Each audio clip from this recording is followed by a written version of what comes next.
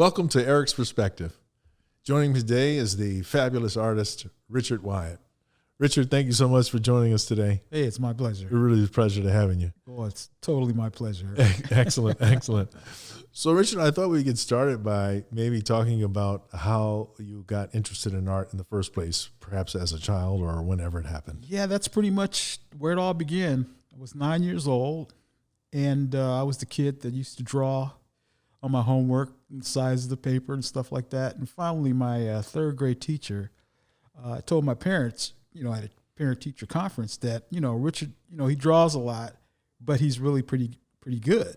So you should think about really encouraging that. And thank God my parents did, because they really encouraged me doing that, And so, I just had this love affair with art. I would do, comic book drawings and all that stuff.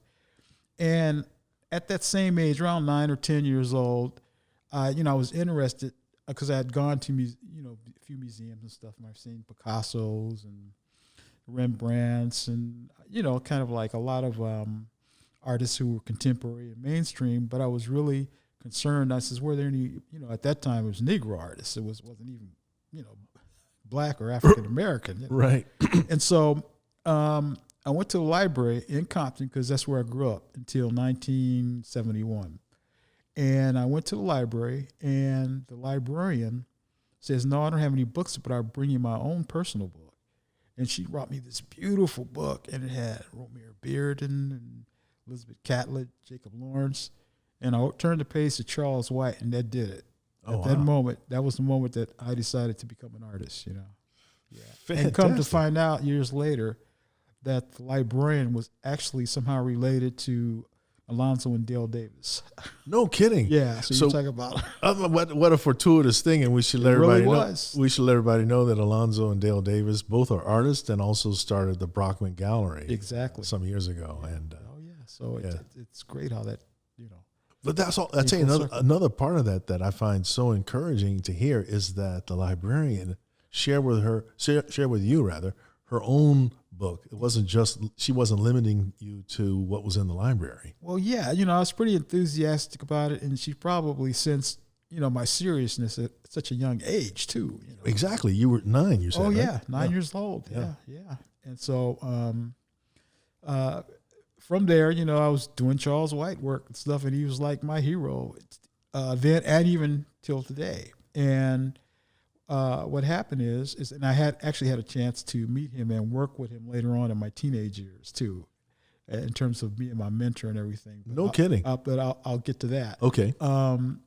So moving to 1968, still drawing, and I entered this event called the Watts Chalk-In, and it was in Watts, and it was an event on the street in Watts.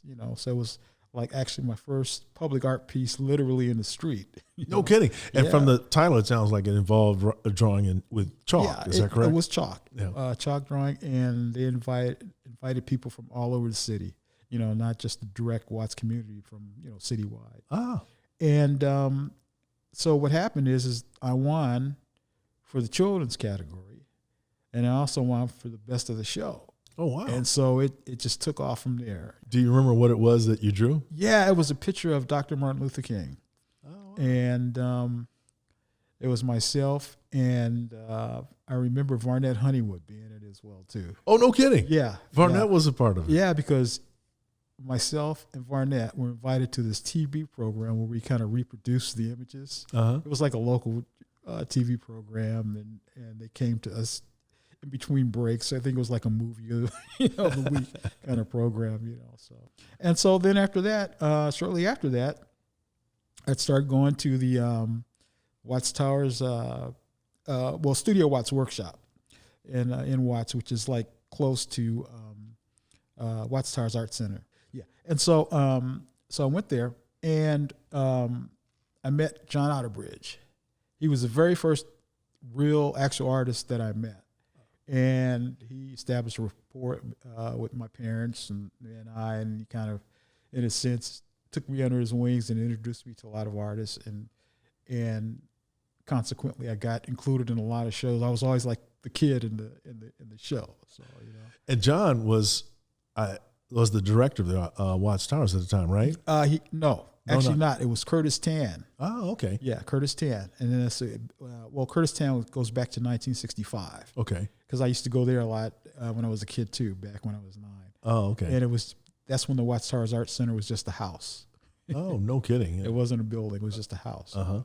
And so John, like I say, he introduced me to a lot of people, and I started getting included in a lot of shows because there weren't a lot of venues at that time for, black artists or any artists of color. Sure. And so the venues included places like parks or churches or school gyms, Mm-hmm. And then after that, I met Claude Booker and Cecil Ferguson, co-founders of the Black Arts Council. Yes. And that's when things really start taking off for me art-wise, And so, like I said, I was included in shows and everything, and I was included in around 1969, around the same period. My mom, because I was a Charles White fanatic, as I told you earlier, Yes. and my mom called Otis and said that she wanted me to meet Charles White. And so my mom actually talked to Charles White, says, "Tell him to come down Saturday. We have a class here, and I'd like to see his work." So he looked at my work, and he was like, "Wow," and he said, "Just a minute." And so he went into the other room, and he brought back 2 teachers. The one founder, Bill Terra, who was the founder of the program. It's called Tutor Art Program. Okay. And another co-founder of the program, Bill Pajo. Ah, okay. So they came in, saw my work, said he's in, and it was a Saturday program. And it says, our only concern is that, we have nudes. It's a life drawing class. It says, no problem there, because I've been drawing nudes, since I was 12 years old anyway. Okay. At Studio Watts Workshop. Yes. And so once that began, like I said, it just continued to grow and grow. And there were a lot of really good people in the classroom, one of which, my first teacher was John Riddle. John Riddle, passed away, by the way, in 2002. He had a major impact on me, as well. Bill, like I said, Bill taught the class as well. But another person who taught the class and who to this day has become a really good friend of mine, he's like my big brother, is George Evans. Ah, George. George Evans turned me on to Marcel Duchamp. Oh, wow. He took groups of us to go out and sketch and take photographs, and I can't say enough about George. He's like Charles White. He's a fine artist, but he's also a fine teacher as well too. He's almost like a natural teacher, Yeah. And that Tutor Art program, he did a second version of that program in a program that he had at the firehouse at Wendell's old place. Oh. And I was using that as his studio. And a lot of students that he had working there were pretty good, pretty talented. And he says, I want some of these kids to work with you. And so he says, yeah, sounds good. I said, no, they're not ready yet. Let me get them ready, And he did. He got them ready. And they actually worked on some pretty high profile projects there with me. So. And so this was, I was talking about this a little bit earlier about the firehouse, mm-hmm. which was close to the Golden State Mutual Insurance. Yeah, Company exactly. In distance, and was a historic landmark and run by Wendell Collins. Master printer, right? Master printer, and just really incredible person. I actually did a painting of him for a show I had back in 2005, Uh-huh. And, he was incredible. It was a real welcoming place. I mean, professional artists could work there like myself, So it was that whole time period was really good. And that's why I had mentioned when I talked about George, because George has, to this day, helped me on major projects, Yeah. So once I got through the Otis program, to backtrack a little bit, I then went to UCLA, and talk about how that happened. I was in a show at the Dorothy Chandler Pavilion, and I was too young to go. So my parents went in my place, Wow. And so there was this guy who was staring at my work, because I had work in the show, and he was looking at it. And so my parents, they felt kind of proud. They went over to him and said, well, he says, isn't this beautiful? Yeah. He says, my son did this. He says, your son did that? Where is he? I want to meet him. He says, no, he couldn't come. He's too young, So wait a minute, about how old were you at the time? I was about 14. Okay. Yeah, 14 years old. And so the guy turned out to be Franklin Murphy, who was chancellor at UCLA at the time and is also, the owner of the LA Times too, I believe. Oh, wow. And so that happened. He says, we got to get him at UCLA. I want you to meet a friend of mine. And he introduced me to C.Z. Wilson, and who was the vice chancellor at UCLA at that time. And he's also a very good friend of our family to this day. And anyway, as a result of that, it was a precursor to going there, but also myself and a good friend of mine, the late artist Guillermo Anderson, he's my same age, we were invited to create a mural for the Afro-American Studies Center at UCLA. And so we did it, and it was great because, like I said, we took the bus every day from Compton to UCLA. And it was great because it really established that, that you could actually have a career in doing art, but also we wanted to become a part of the college environment as well too, and so that really kind of fostered early feelings for me to do so. So was that your first mural? No, the first mural was the Watts Chalk It. Oh, okay. Oh, so that remained. That wasn't just a temporary. No. But I mean, that's what I call it. Technically speaking, it was like a mural. Okay, got it. It was my first public art piece. Let's put it that way. Got it. Yeah. Okay. But no, the first mural I actually did was after I got into UCLA, and my junior year, I was showing at places. I mean, I had like some representation and everything. I had I was at Heritage Gallery, Ben Horowitz, and I also shown it at Ankrum Gallery too.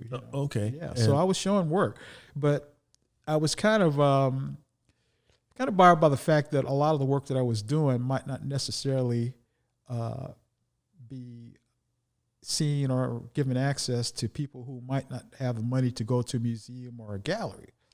So I did my first mural in 1976, and it was through a program with Brockman Gallery. Okay. And it was a mural program.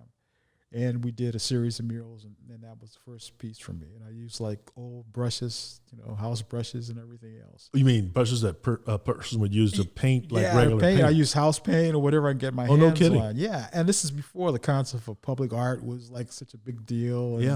But I just wanted to put works of art where people actually live. So. Well, that's interesting too. So Brockman Gallery was involved. What did they just organize it? How did that work? Yeah, they administered the program, and there were a lot of artists. Joe Sims was in it. There's a lot. I mean, you name it, people were there. Houston Conwell. Oh wow. Yeah, it was like a lot of artists. I think Farnett did a piece. And it was quite a wonderful program actually, and it put a lot of artists to work, Sure. And it became a precursor to Alonzo administering the Olympics program, mural program for 1984. Oh, okay. Freeways. Yeah. He was in charge of that too. And so, Did you happen to do any? Yeah, I murals did. for I did that? a couple of murals for that as well too. So that's 1976 was a pivotal year for me to do that. But my first actual commission came in 1979. And that was with the Compton Unified School District. And I did a series of murals on, the people that lived there, population. And I also did a piece honoring John Otterbridge because he was one of the co-founders of the Communicative Arts Academy there in Compton.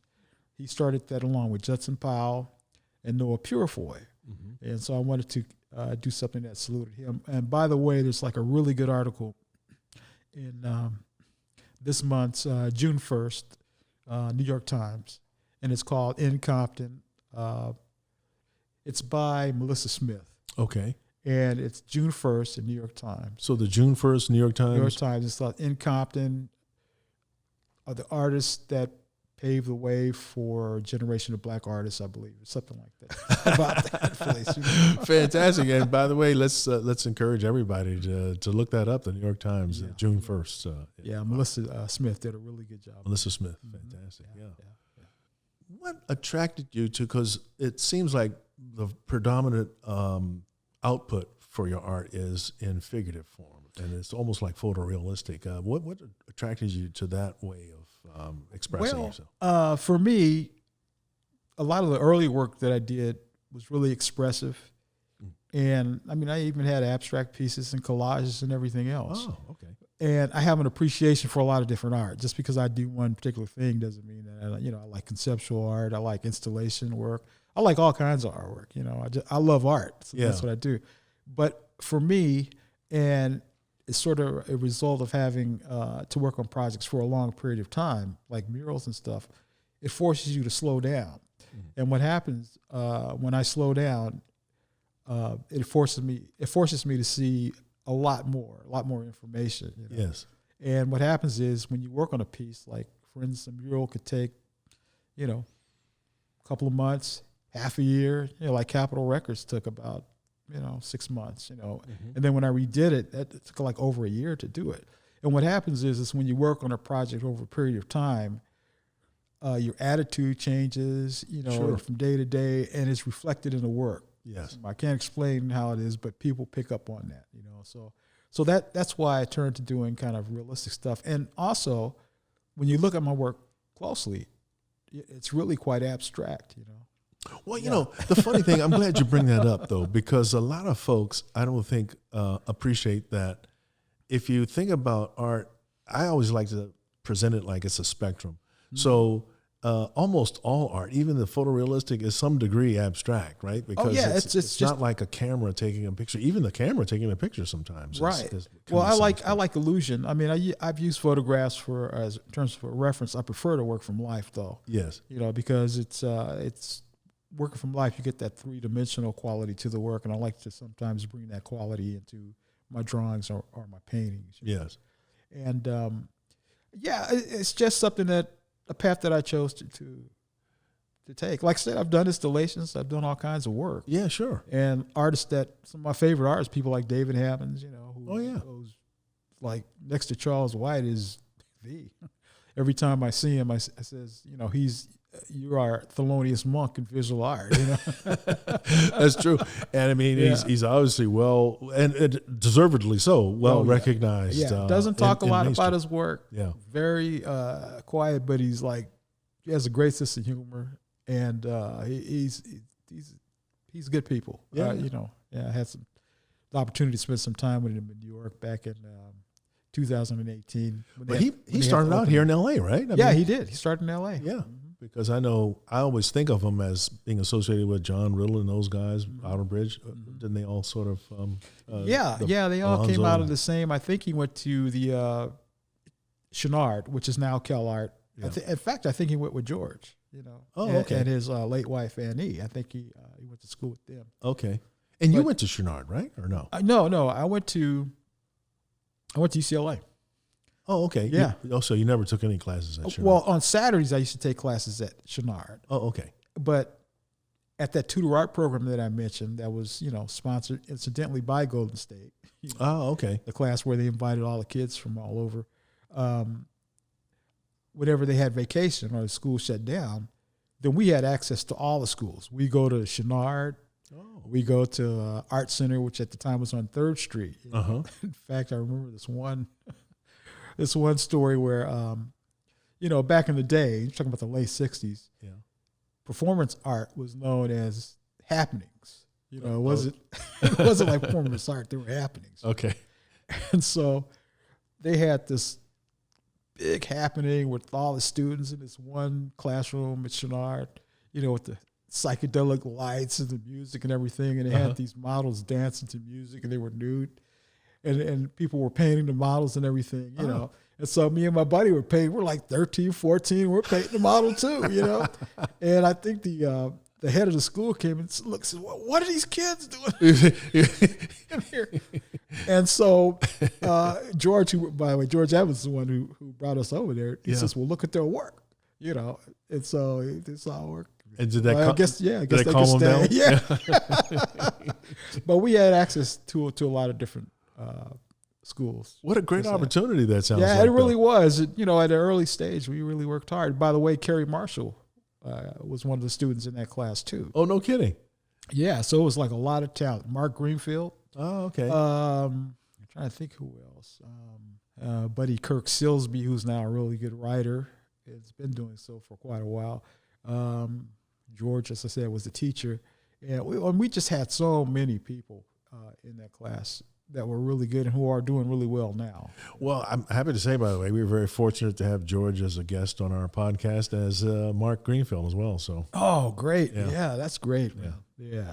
So we go way back. Man. That's good. That's fantastic. That's fantastic. But it really instilled in us to really work hard, on what you do and in your practice. And well, the other thing that I'm getting is that it also seems to be like this sharing of knowledge and feedback and so forth, and helping each other out. It's very impressive to see that. Especially during that period. I mean, because you had with the Black Arts Council and stuff, I mean, you had all these artists. Anytime an artist had a show, I mean, everybody was there. Yeah, like Betty Saar and, David Hammonds and Timothy Washington, John Riddle, Otterbridge. It was like a really close-knit, thing, which was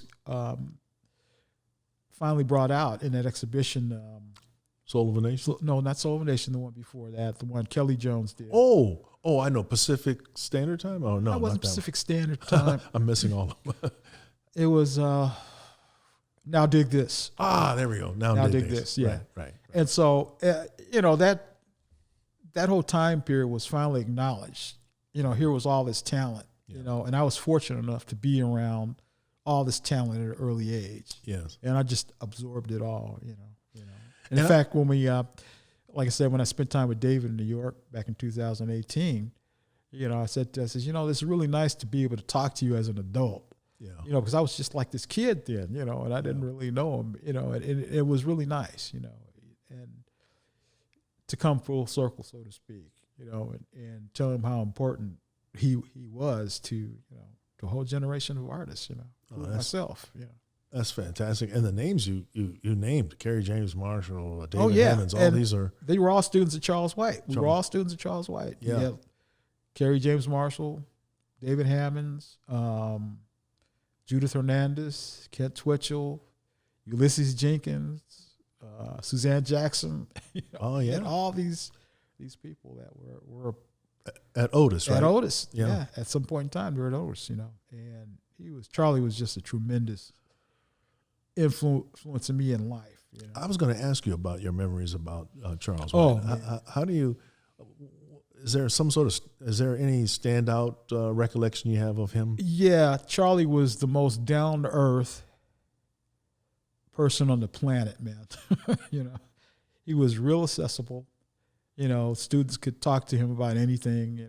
I mean, in fact, not only art. I mean, I think I introduced him to my first girlfriend. Oh, no kidding. Yeah, and that was nice. It was really a nice thing. And but he was such a fine artist, but he was also, like I say, just as fine as a teacher. He was a very great good teacher. See, that's the thing. Sometimes real inspiration. You could be good at something and not be that good at teaching what it is you're good at. But he sounds like he had the ability to do both. Yeah. And that show that Ian put together, which traveled from, showing his work, the Charles White Retrospective, which went from Chicago to New York to back here to L.A. at the L.A. County. I saw that show. Yeah. I mean, Ian did a wonderful job on his dad's legacy. I mean, he really, really he put a lot of hard work into it. Yeah. And the results were very fruitful, And we should say Ian is himself an artist. Oh, yeah.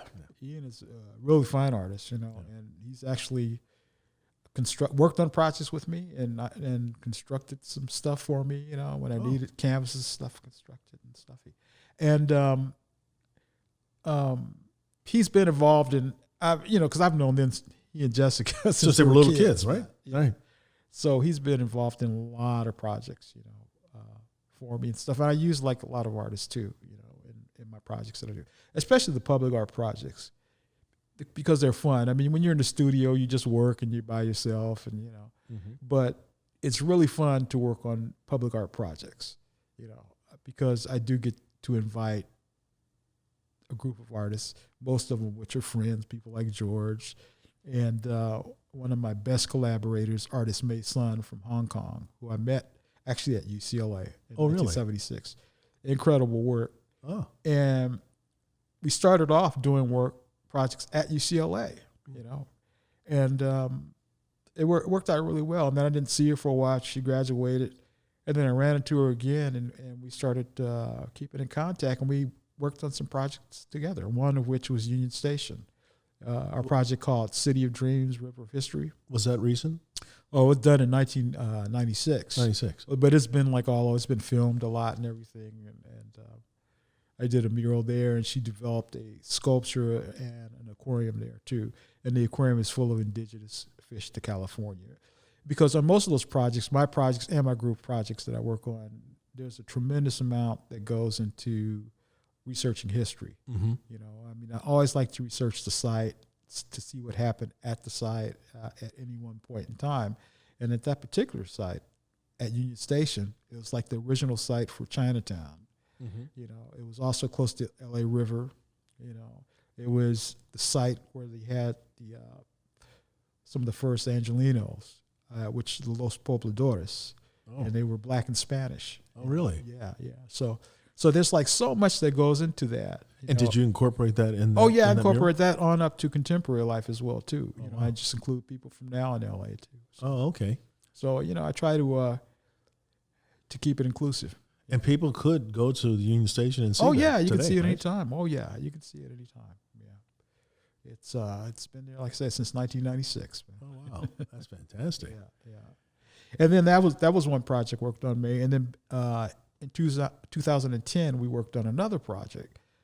We were invited to submit a proposal for the new RFK school, and it was this pocket park there, and so we decided to do a piece that was honoring Robert F. Kennedy.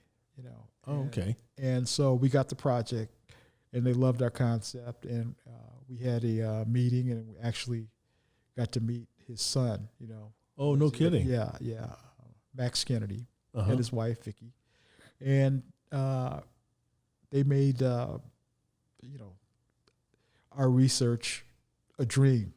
Because so they helped you out basically. They sent us to Boston, to the JFK Library, and that's where they hold all Robert Kennedy's papers and photographs. It's like walking into a large photo album. No way. Yeah. So we did a lot of research there, and you incorporated all that, obviously. Oh yeah, the research and the final form we incorporated. And this is in Los Angeles, right? Yeah, it's in Los Angeles, and it's on Wilshire Boulevard. It's at the new RFK school, which I think it opened up in 2010. Oh, okay. Yeah. So. I remember, by the way, you did a lovely, relatively small pencil portrait of Robert F. Kennedy. Yeah. If I remember correctly. Oh yeah. Robert Kennedy, and because I do a lot of studies and do a lot of drawings, and I've been doing a lot of drawings since 2019, mm-hmm. and I've fallen back in love with drawing again. Oh, fantastic! Yeah, so as opposed to, you mean just doing the murals before, or even public art, because a lot of the public art, like for instance the Kennedy project, that wasn't a mural. That was, we used like recycled glass, LED lights, stone. No, oh yeah, it's like a whole different materials. How was that? How was working with it's great. It's really great, because that's why I like working with artist May Sun, because we think out of the box and we're real compatible in terms of our vision and what we want to do. Yeah. And we take chances in terms of what we want to work with and materials we want to work with. Oh, I love it. I love it. That's a great great thing. Oh, yeah. Because in talking with other artists, and not just visual artists but musicians as well, sometimes you kind of need that opportunity to kind of step outside of what you're used to doing and what people expect you to do. Oh yeah, all the time. I do it all the time. Find new ways to express yourself. That's right. And like I said, I do it all the time, because it's I like to explore different media. Yeah. Different kind of concepts and ways of thinking about art, where the art is going to be placed. Have you ever tried sculpture? No. I've never. I've done some, but not like on the order of a Charles Dixon. Oh my God, Charles Dixon. Artist Lane, or or Timothy Washington. I mean, those guys are like. Oh, it's just amazing. Just amazing work, man. You know what I remember when William Pajot, bringing up Pajot, showed me Charles Dixon made him an artist table. Did you ever see that? It was in the Crenshaw studio. No. Oh my God. He hand carved the legs, and it was just an amazing work of art. Yeah. But it was also utilitarian. He could use it. Oh yeah. I mean, for Charles the purpose Dixon that he designed is amazing. In fact, my dad, he worked for the LA school board. He used to trim trees and stuff, and he would save a lot of the wood for people like Charles and Dale Davis. Yeah. Yeah. No kidding. So that was their raw material to make stuff. Oh yeah, definitely. I love it. Oh yeah. Yeah, that reminds me. One time I was with Elizabeth Catlett in Mexico. This was when I was trying to convince her to be the first exhibiting artist in my gallery. Mm-hmm. And she was kind enough, she and her husband, to invite me in their home. And I never forget, they were taking me out that day. And on the way back, I went to lunch. And on the way back, there was this big tree trunk. I don't know, it must have been maybe 3 feet tall and maybe 2 feet in diameter, or maybe even more than that. Right. And they needed my help to lift it into the station wagon. Mm-hmm. And I was just imagining that we had the bark on it and everything. Right. I was just thinking, she's going to turn that into some beautiful female form. Oh, exactly. That you would just want to caress. Yeah. Oh, yeah. Irresistibly, right? It was just incredible work. So when you said that about providing the I mean, woods that you're cutting from trees and stuff to these artists. I mean, the forms that they pull out, it's just really phenomenal. Just amazing. It's phenomenal to see that. Oh yeah, the transformation is remarkable. Yeah, and like I said, I've been fortunate enough to work with a lot of really fine artists from a different generation, like Charlie, and then Bill Pageau, John Scott, New Orleans, John Biggers. In fact, I don't know if I've ever mentioned to you, but I used to be involved in music as well too. No, I didn't know that. Yeah. I used to write and produce. I worked for Freddie Perrin back in the 70s, and Freddie Perrin was the hit producer that worked with the Jackson 5 and Morris and Gloria Gaynor. I mean, just I always say more hits than Albert's Got Grits, man. And so I was fortunate enough to work with him as well too. Oh, excellent! Yeah. So what kind of stuff were you composing? Well, it was basically a lot of dance, R&B music. But I mentioned that because around 1986, we were working on a song for the group New Edition. Okay. We did a song for a soundtrack album. So they flew us out to this is in New Orleans. And it just so happened, I told Bill, I'm going to go to New Orleans. He said, we're going to be out there that week. So after we recorded, I would hang out with John Biggers, John Scott. Oh my God! And Pageau, because Pageau's obviously from New Orleans. Yeah, same thing with Scott, with right? John Scott. Yeah, and just those guys are just really just incredible. Yeah, and inspirational at the same time. I mean, John Scott. I mean, there's a reason why he got that Genius Award.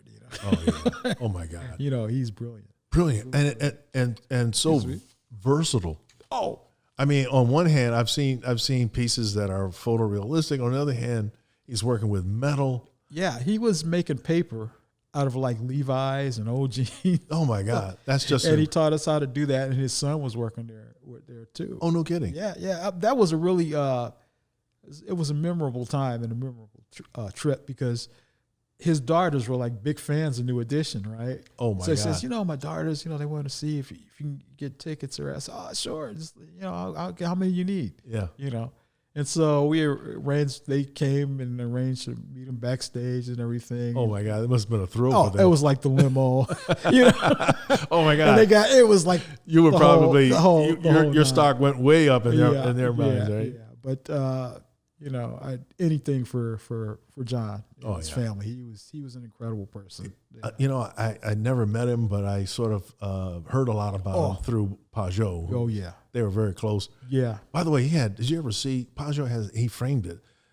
John Scott wrote him a letter. In calligraphy. Mm-hmm. I have never in my life seen anything so beautiful. Oh yeah. His work was really and such a wide variety of work as well too. That's the thing that's so impressive. Yeah, and he was a professor at Xavier. So he really he was phenomenal. Yeah, phenomenal. So back to the music though. So Are you still? I'm curious to know. Are you still Every once in a writing? while, I'll put down like the kids call them beats or whatever. Oh, okay. Yeah, but I work with groups like I said, I work with Silvers. Okay. Who are incredible. I mean, they're that family group. I mean, they have like the richest sound, in terms of harmony and blending. And, And Leon Silvers, who was pretty much the mastermind behind that group. Yeah. Who went on to become a fantastic producer and arranger, and he's worked with all kinds of artists on his own as well too. But I did a song for them, actually a couple songs for them. Tavares, wow, with them. Wow. That's actually my first production and arrangement job was with Tavares. So are you writing the lyrics? Or no, I do the music. The music itself. Yeah, in fact, that was like an invent of like drum machines and all that stuff. So I would write a lot of my songs like that. Okay. The program, and then I would bring in the real musicians to play. Oh, okay. Yeah. Oh, fantastic, man. Yeah. So I did. I mean, strings and everything. No way. And I don't read. I could hear it though.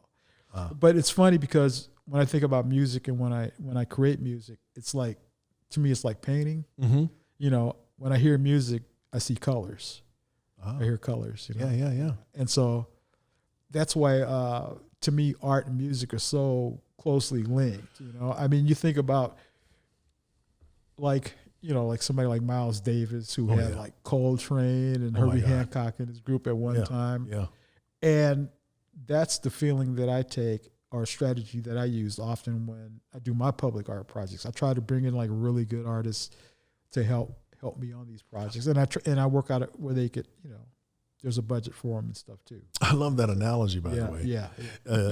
So and the language used to describe music sometimes, excuse me, used to describe art sometimes uses musical terms like rhythm and things like that. There's a certain rhythm to a work and feel and all that. It's just incredible, the interconnectivity of this I mean, one art teacher at school, I remember, he asked me who my favorite painter was, and I said McCoy Tyner.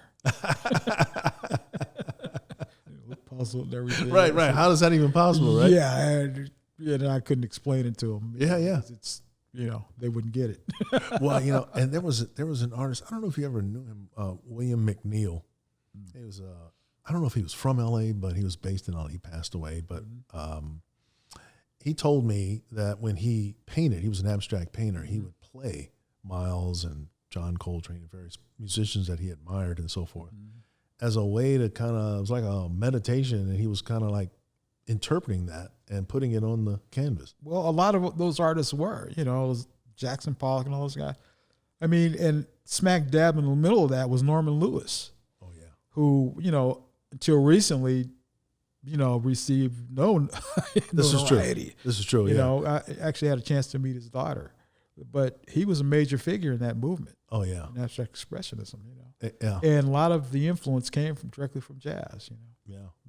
Well, they say that about Kandinsky as well. That the main thing. In fact, he openly spoke about it like that. Right. That the jazz, he was spontaneous. He was let it flow. That kind of. He was using terms like that to describe his method and his inspiration for his abstractions. Oh yeah. I mean, like when I talk about Charles White, it's like, to me, he's like the Miles Davis who, inspired so many different generations of artists. And like when I think of David, I think of Monk. Yeah, no, I think that's a beautiful analogy. Yeah. Thelonious Monk and David Andrews. Because they occupy that same kind of space. Yeah, sure. Which, unless you're into jazz, well, I'm sure you do. You understand that. Yeah. No, I love Miles Davis and all the names you mentioned. Mm-hmm. Yeah, Charlie Parker. Mm-hmm. One time, it was so funny. I was watching the thing of Charlie Parker. They said he would be super high, for example. Oh, yeah. And the minute he grabs his saxophone, it's as if he transformed himself. Oh, yeah. You would think he wouldn't have the ability to play. Well, because he was high, but it came out. The way that he played, though, I mean, he was playing these beautiful chords, He influenced people like Coltrane and, he influenced so many people. Oh, including Miles Davis. You were talking about him. Yeah. And his, one of my favorite albums by him is Charlie Parker with Strings. Man, that stuff is incredible. Yeah. Incredible stuff, Speaking of jazz, when I was working on the Capitol Records mural, this is back in 1991 when I first painted it. Mm-hmm. I was working on Jerry Mulligan, was working on his face. Okay. I was listening to Jerry Mulligan, and Jerry Mulligan pulled up. No way. Yeah, he pulled up. Oh my and God. I spent about an hour talking with him and stuff like that. That must have been. And I kept in contact with him. He had no idea it was there. Oh my goodness. It was strictly a coincidental Yeah, he thing. was there for, I think it was Playboy Jazz Festival during that time. Oh, okay. So, it was and Jerry Mulligan, the saxophone player, is what we're talking about, right? Yes, exactly. Yeah. Right. Uh-huh. Yeah. Wow, what a coincidence! That must have been like a major thing for you too. It was almost like a divine intervention. Man, my life, it's almost like Forrest Gump, man. I just sort of fall into these different. That's awesome, though. That's awesome. Yeah. Wow, man. So you said, didn't I hear you say you had to actually redo it? With something that had what happened is it's a south-facing wall, and because of the UV rays that affect paint and it just broke it down. The sun is brutal on south-facing walls, Yeah, right. And so I said, well, instead of repainting it, why don't we redo it in tile, ceramic tile, which will last much longer time, and I don't have to do it the same way because I couldn't do it the same way in 1999. Of course, you're a different artist. Like I said, it's like Miles; he's not going to play it the same way. Oh no, of course. Yeah. That's the beauty of it, right? Right. Yeah. And so I chose ceramic tile as my medium. Excellent. Yeah. And what made you go in that direction as opposed to some other direction? Well, because I enjoy that process. Okay. It's a real tricky process because, there's really very little room for error in that process. Because if a color doesn't come out right, you have to redo the whole tile. Or if the tile cracks, you have to do. It's like it's very labor intensive. So, in other words. Can you give a sort of a basic description of how it would work? In other words, so. First of all, how big were the tiles? Are they uniform in size? Or? Yeah, the tiles are like around 12 by 12 inches. Oh, okay. A little less because they leave room for grout, but I don't use grout because I like the form to continue. I like the image to go. So there's no space, basically. They're butted up against each other. They're butted up right up against each other. Oh, okay. And so you've got to divide the image up into all those different spots. Yes, I use a grid. Oh, okay. And what happened is that I had a photo image of my the first original piece that I did at Capitol. Okay. And I broke it down into color forms. Oh, okay. And that it was my approach to doing that. And so you have to glaze because the colors that you use on glazes, they're not the same. They may not necessarily. You may have a color that looks gray, but when it's fired, it's like yellow or green or something like that. So you have to really know your colors. I was going to say you'd have to understand how it'll end up. Oh yeah, because it's not going to end up the same way it starts. Oh right? no, not at all. You have to be really on top of that. It took over a year to. Oh my God! Yeah, because it was like 2,800 tiles. Good Lord, that sounds like and did a lot more than that because there were breakages and wrong colors and stuff like that. Yeah. Wow, that sounds amazing. Though. Yeah. Now it makes me want to go and see it again. Oh yeah. It's up there. And will that make it more durable then? Will it hold up? It makes it durable and it holds up to the sunlight, and it's easily maintained, and it holds up really well. The colors don't fade or anything. Oh, that's fantastic. Yeah. So it's there. Fantastic. Well, now I'm definitely going to go and check it out again. Yeah. And I'm asking everybody listening and viewing to do the same. That's fantastic. Yeah. So what is the most recent mural you did? Well, the most recent mural I did actually is another by chance. Oh, no kidding. Yeah. I was having lunch. So I'm sitting at the bar having my lunch and everything. Yeah. And this young lady was like reading this book, and I said, that must be an interesting book. We just struck up a conversation. And we're talking, so-and-so. I said, I'm an art. She says, I'm an art teacher, Oh, no way. Yeah. And so we talked a long time, exchanged information. And she called me up a few months later and said, would you be interested in doing an apprenticeship program at Los Angeles High School? And I said, yeah, it sounds pretty good as long as the students are serious. Okay? Sure. Yeah. Because I don't want to babysit. Yeah, of course. Of course not. Right. And so so that worked out. That was the mural that I did. And the mural was about Ray Bradbury, who was an alumnus from the school. Oh, no kidding. Yeah, he went to the school. And so the theme of the mural was his book, Fahrenheit. One of his most famous. Yeah. And so we did that, and it turned out to be a really big deal. I mean, there was an article written on it. Oh. And for the unveiling, his daughter came to the unveiling and spoke. Oh, how nice. And she was in tears when she saw it. I can only imagine. So that was the latest mural. That was like 2016. 16, okay. And since then, I've just been doing a lot of, like work, gallery stuff works. Like last year, especially because of the pandemic and all, 2020 was pretty much just New York. Oh, right. Yeah, I had a couple of shows with Salon 94 Gallery in New York. Okay. And that was a really nice experience. A solo exhibit or a part of No, a these show? are group exhibitions. Shows, okay. Yeah, but there were small groupings. It was like me and Timothy Washington and a few other people. Oh, cool. Yeah, like groups of 5 and 6. Oh, okay. And so I did a piece there, and then I also had a couple of pieces at London Frieze. So yeah, like I said, after that Charles White, retrospective, man, I just fell in love with drawing again. Oh, that's fantastic. Remember the reason why well, I did it. that shows like almost like a full circle with Charles White inspiring you as a younger person and now recently. And it's weird because I was talking to Ian about that. I says, it's like, I mean, he passed away in 79, and now with this show, he's still like inspiring generations and inspiring us. That's beautiful. Yeah.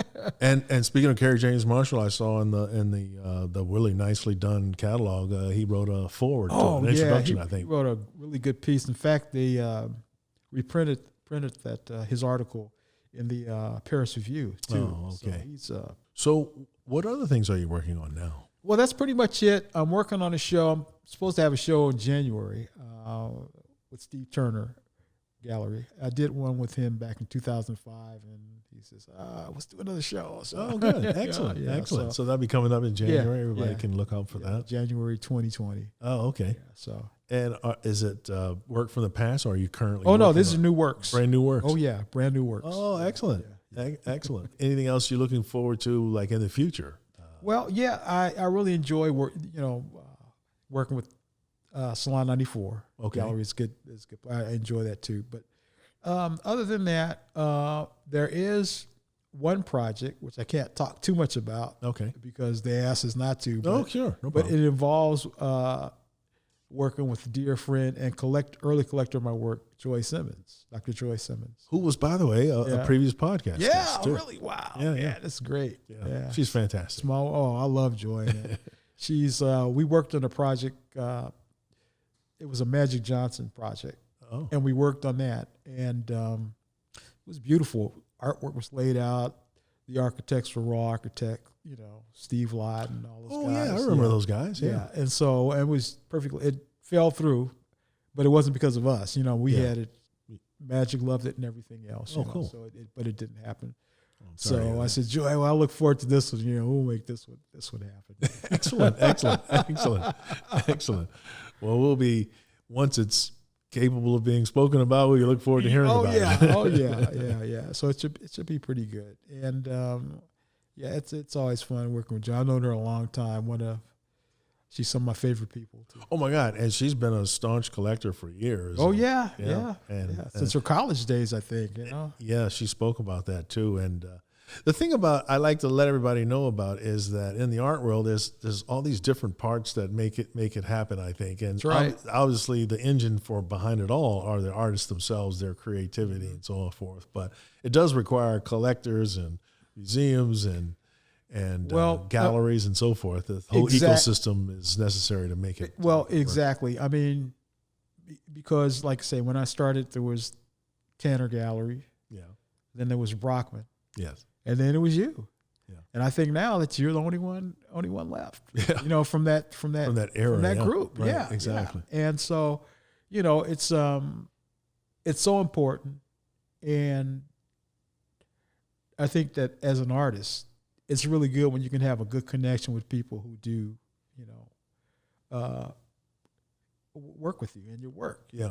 And like I say, it's always a pleasure working with them Hanks. So. Thank you so much, Richard. And you know what? That's a perfect segue. I want people to see and know that in the past we did this catalog. I'm gonna reach for it now. This show actually goes back to 2009, but. That's a piece by Richard Wyatt on the cover there.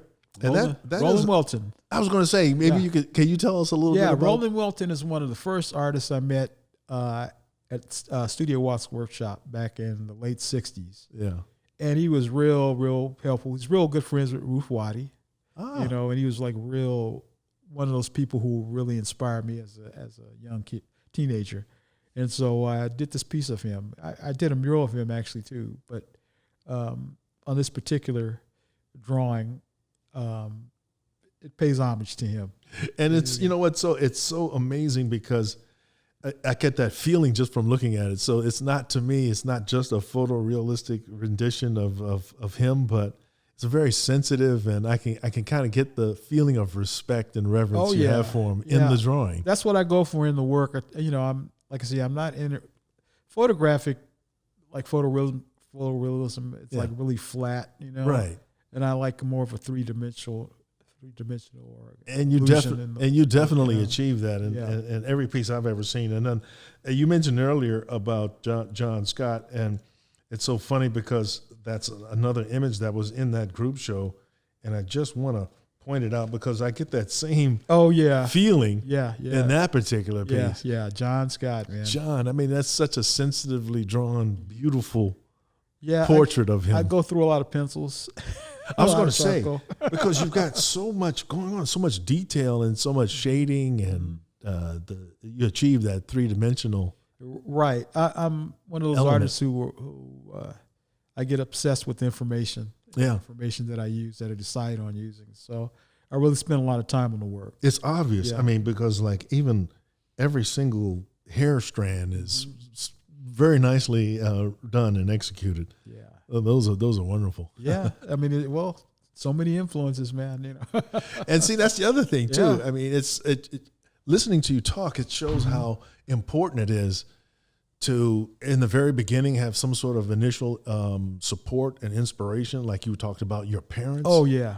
The teacher. Exactly. That librarian. Yeah. I mean, it's amazing how that kind of all comes together. It's almost like providing a fertile ground for you to kind of grow as an artist. Yeah, it really is. It's, especially if your child, whatever your kid is interested in, it could be music or, chemistry or whatever. Yes. You want to encourage that kid in doing that. You don't want to like push them off in anything. You wait to see what their interest is, and then like my daughters, they're very artistic. Oh. But they don't, I wouldn't. You wouldn't push it on them. No. I mean, I've had parent-teacher conferences with with their art teachers. Says, your daughters are like really good. Yeah. I try and says, oh, really? I talk to them, But no, I wouldn't push it on them.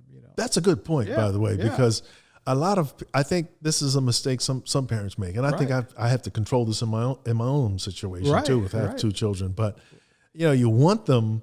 I know for whatever reason, my parents, for instance, I don't know why this was the case, but it was very important for them that their kids learn how to play the clarinet. Right. None of us really wanted to play the clarinet. Right. And so it never really flowered into anything. It never blossomed into anything. It's better, as you say, to observe and see which direction your child wants to go in. Exactly. Because any art form, contrary to what some folks may believe, it does require discipline and dedication and practice. And you're only going to be able to do that if you're doing something you really love. Exactly. If you see it as a chore and somebody's cracking the whip to force you to do it, it's just going to be something you'll resent, and it will never blossom into anything. No. There was like a really good story I'll share with you. They were interviewing Oscar Peterson, and the interviewer asked him, says, how many hours do you practice a day? And he looked at the interviewer and says, practice? You mean how many hours do I play a day? See? Yeah. So, there's a difference between practice and playing. Exactly. Yeah. He was one of the finest pianists ever. Oh, yeah. No question about it. Yeah. So, like now, my youngest grandson, he's drawing. He's interested in art and music. That's awesome. That must be gratifying. My oldest grandson, he's more, kind of scholar, but he loves basketball, and he's like point guard. That's fantastic. That's fantastic. I think that's beautiful. Yeah, and his parents are really good parents. My daughter and then her husband, who they're really good parents. That's fantastic. Good. That's fantastic. I'm really proud of them. Oh, that's great. Yeah. That's great. Yeah. I know that has to be gratifying. Yeah, it really is. I mean, to come. My oldest grandson is 12, and that was like the age that I started doing artwork. Yeah. It's a lot of years, you know. Oh, yeah. Wow. Yeah. Looking back on it, do you have any things that, in addition to what you've already talked about, that kind of stand out? There's so much. It's probably too much to grab and to express at once, right? Yeah, I couldn't. I mean, it's I met and did an interview with the young film director by the name of Patrick Green, and he's doing a documentary on Kobe Bryant, and it's called Sincerely Los Angeles, and it's the subject of the mural is a group of contemporary artists and muralists who use Kobe as their subject matter in their works. So he wanted to interview me as a kind of a veteran muralist. And so that was really nice, you know, I mean, because it's, you know, I'm a major Kobe fan. And you're a Lakers fan too, right? As I recall. Man. Same here. Yeah. And, you know, that I was glad when 2020 was over. Oh, yeah. What a shock, right? Yeah. And so, so I did the interview with him, so I look forward to that. He also did a film on Bundini Brown that is doing quite well in a lot of these art film festivals and stuff. So yeah, you look out for him. He's fantastic. Yeah. And music-wise, are you working on anything currently? No, the last thing I did was a sample that Nas did with Mary J. Blige, and that was for his Life Is Good album. Okay. You know? And that was like the last thing. And I love Nas anyway. I'm an Illmatic fan, you know, his album. So very cool. And so that was like the last thing, you know. It's a whole nother generation now, man. I just sit back and enjoy it now. No, that's true. That's true. I don't know if I asked. I'm sorry if I'm repeating myself, but do you play the piano? I play the keyboards. Play keyboards, right? Yeah. Any other instruments? No, not really. I just play keyboards. And what's fortunate about that is that a lot of the technology now will allow me to interface with like a lot of different applications, you know. Oh, sure. Like strings or horns or whatever. And so I can pretty much lay out a composition the way that I want it to be laid out. And then if I do go into studio, then I have like the basic framework, and then add the remusicians to it to augment it. Oh, cool. Yeah. So it's amazing. Like to me, it's like music is, like I say, it's another art form. It's just another medium. Yeah. It's the same approach. And, you know, when I'm like adding strings, whatever, it's like glazing or whatever, paint, you know. Yeah, I love that. Yeah. You know, the blend of the two different approaches, but on different art forms, different ways to express. Exactly. Yeah, exactly. Well, Richard, I want to say thank you again so much for sharing your perspective. Oh, thank you. It's been a fabulous thing, and it's nice to see you again, too. It's been a little you while. too. It's been a while, man. Yeah. So once again, thanks a lot. And for everybody out there, thank you for tuning in. Don't forget to subscribe. Thank you.